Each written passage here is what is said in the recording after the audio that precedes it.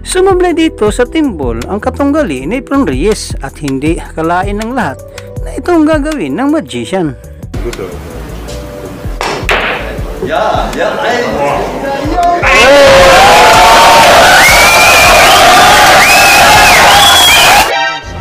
Omae wa mou shindeiru.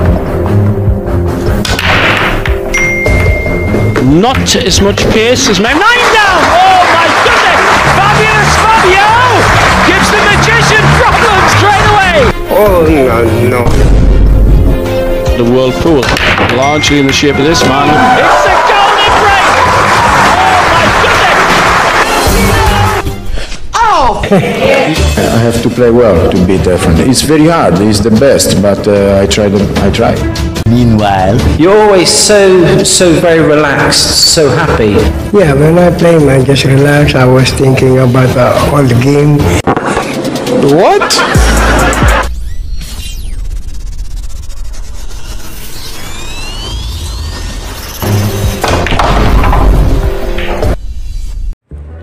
Hello mga kabilyard, panoorin naman natin ang napagandang laro ni Efren Bata Reyes kontra sa isang Italianong champion na tinagurian The Fabulous, si Pablo Petroni.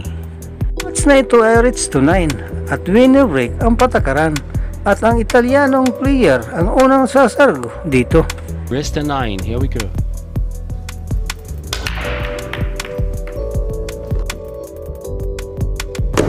Not as much pace as Mem. 9 down! Oh my goodness! Fabulous Fabio gives the magician problems straight away! Damn! It's very hard. He's the best. Wow, nagpakilala agad ang Italiano player. Isang napagandang golden break. It's in the break, isn't it? It's not the best part of it. Sa isang tira lang nakuha agad niya ang unang rack. Magpatuloy na tayo sa pangalawang rack mga kabilyar. Dry break si Petroni kaya dumipinsa dito si Efren Reyes sa uno. Napakagaling na tira ang cue ball, dikit at nasa likod ng utso. Siguradong mahihirapan dito ang Italiano player.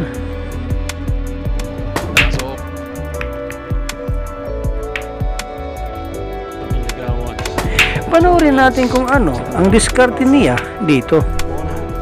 Muntik na sana kaya lang hindi niya ito napatamaan. Ball in hand na si Efren dito. Very talented Nick Vandenberg. Binigyan agad ni Efren ng solusyon ang rack na ito. Si Efren Reyes ay nasa 48 years old pa sa panahong ito.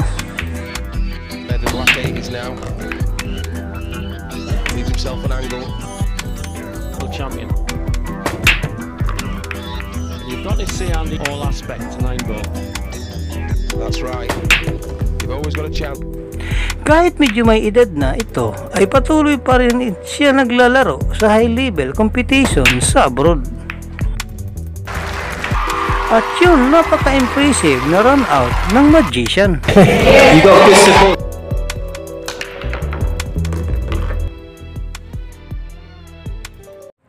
Ito ang rack 5. Napaka-exciting ang rack na ito. Tabla na ang laro sa dalawa. Dahil walang diretsang tira sa dos, nag-push out si Petroni dito at hindi ito binalik ni Efren. He's not looking at the appropriate side. It is safety. And it's a good safety at that. Oh, is it ever? Kick the two round. Ang galing ng ginawang defensive shot ng magician. Walang direktang tira dito ang Italiano player. Napatama naman niya ang dos, kaya lang open shot na ito para kay Efren. Well, tremendous shot in one respect, but very fortunate not to scratch him. What? Yeah, boy. Muntik na ma-scratch si Efren sa side pocket.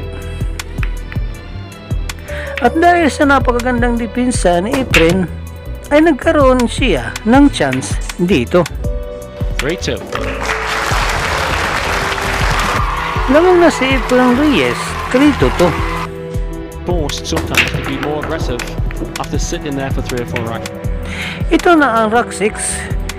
Masasaksihan natin dito ang isang tactical rack. Nag-push out si Efren dito. Fabio.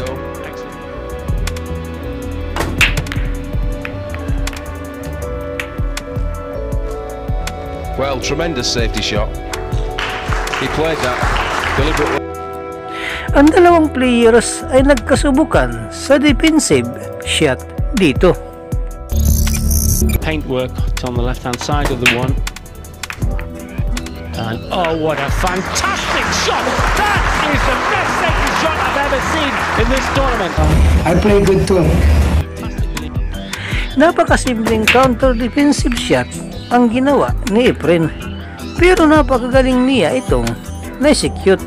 Cover wall talaga ang uno. So just bingo. He's got the drop on you yet again. Well, just look at that for a shot. Hindi rin nagpatalo si Fabio Petroni at nakagawa rin ito ng napakagaling na kick shot sa uno. Safety all the way in this rack. 2 rails here. Come behind the 3. Si Pablo Petroni ay nagsimula maglaro ng billiard sa edad na 13 years old. At taon 1993, naging pinakaunang Italiano full champion ito. 100% to pop this ball.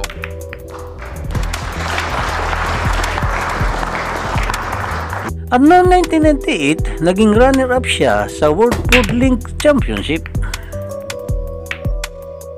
Is that clever enough to do? Right. Sikaplis din siya sa European Pool Championship sa parehong taon. On this game, but they're really digging this game. At nakuha niya ang unang panalo niya sa Euro Tour taon 2001. Yes. Total. Ang player na ito ay malaki ang potensyal na maging world champion sa hinaharap. Tabla na ang laro, 3-3. The Philippines. So Kalau, Lening. Ito na ang rack 7. Dry break si Fabio Petroni dito. And out to leave that on the 2. Here we are, side. Bottom. Little straight on the 2. It's not. At napakagaling na open shot ni Efren sa uno.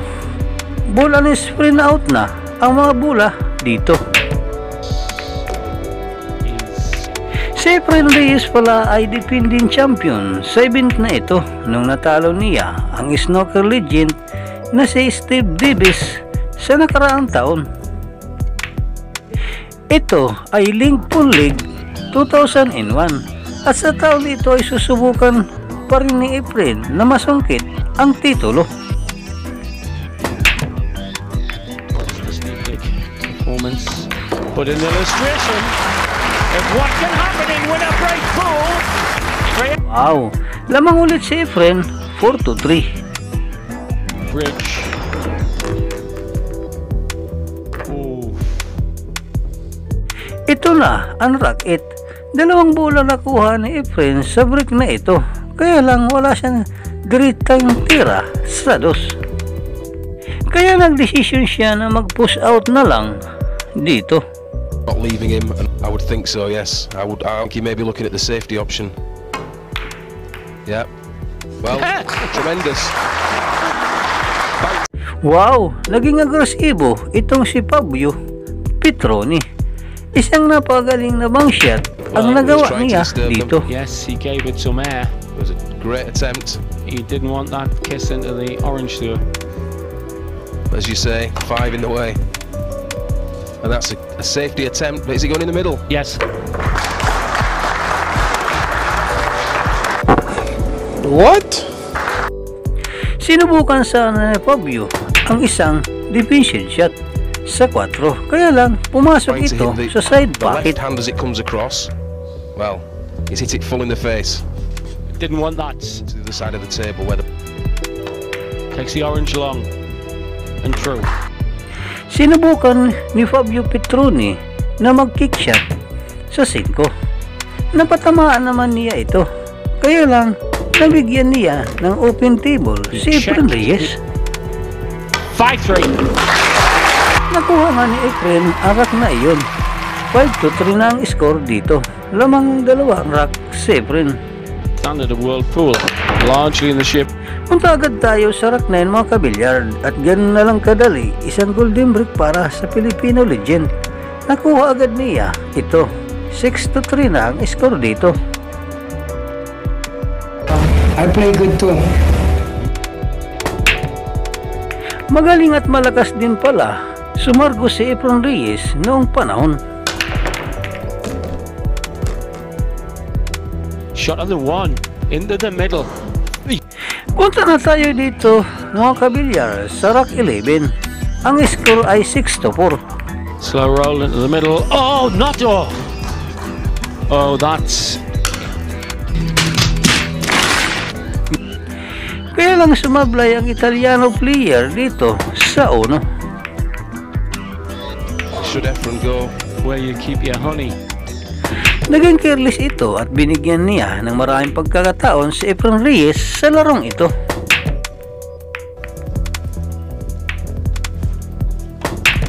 Just drops the... Marami sana siyang pagkakataon kaya nasayang at si Efren naman ay pinaparusahan niya ang bawat pagkakamali ni Fabio Petroni. He's got to forget it.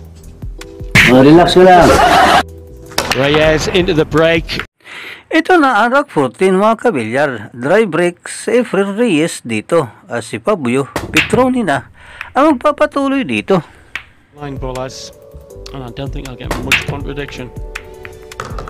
Good start. Well, didn't want to... Sa pagkakataon ito dapat hindi na magkamali si Fabio Petroni. And he's playing left-handed. Running into the six. Oh, he's missed it.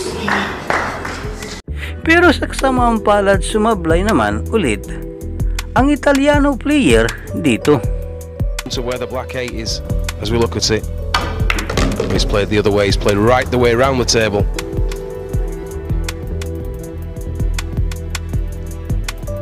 When you're trying to come...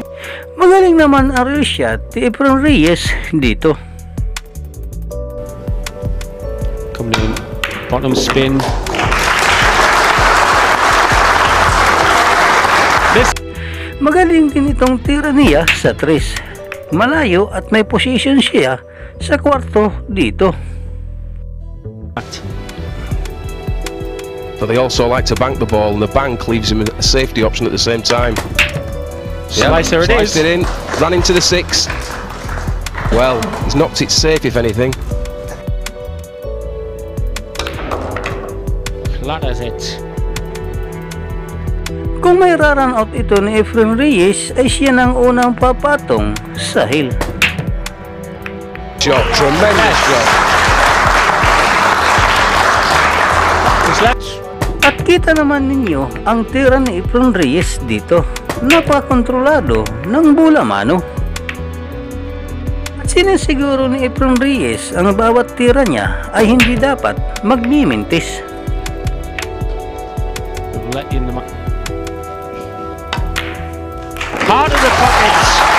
Dagger in the heart of Petroni. The magician leads 8-4. Easy shot, that's why I play good. Efren Reyes to break, leads 8 In racks to 4. old style pop jargon, the most is on the floor. Just needs this rack to go on the last 4 of the tournament. Punta na tayo sa Rock 15 mga kabilyard. Nasa hill na si Efren Reyes. Ito po na ang score dito. Their table just to compose. Can't see him slipping up here. The former world champion. Magaling ang pagkakabreak ni Efren Reyes sa rack na ito. Ito ang oportunidad niya para manalo sa game na ito. Kaya lang sa kasamang palad ay sumablay siya sa 5 combination The last few shot. racks this match. Well, it would be compose the greatest himself. comeback since Lazarus. Binigyan pa niya ng pagkakataon dito si Fabio Petroni. Potentially fatal error. Make it 3 fatal errors. Kaya lang ito ang nangyari. That's why Sumablay ang simpleng tira. Ang Italiano player mukhang kinabahan ito sa larong ito. Easy 7 into the corner now for Efren. Runs round 2 rails. He's over here. Tingnan ninyo itong tira ni Efren Reyes sa 8 ball. Yes. Medyo nasobrahan yata ng kaunti. no. Pero tingnan ninyo ang gagawin dito ng Pinoy magician. Where's he going to put this? Middle? Slice it. Slicer, is it? Oh, Yeah, I've got one sorry. right. No! Brother! Oh no! It's John McDonald would put it! El Mexico! Panalo nga si Efren Reyes kontra kay Fabio Petroni sa score na final 9-4. Dito na po nagtatapos ang ating video. Maraming salamat po sa inyong panunod, walang sawang suporta. Ikaw kabilyard, anong masasabi mo sa magandang performance pinakita ng tinagurian The Magician Efren Bata Reyes? Para sa inyong opinion, i-comment mo niyan sa ating comment section sa ibaba. At kung nagustuhan mo naman ang video ito, paiwan naman ako ng like at pasubscribe na rin sa ating munting channel. Maraming salamat po sa inyong panonood. Sama kayo na rin lang, mag-ingat, God bless. Bye bye.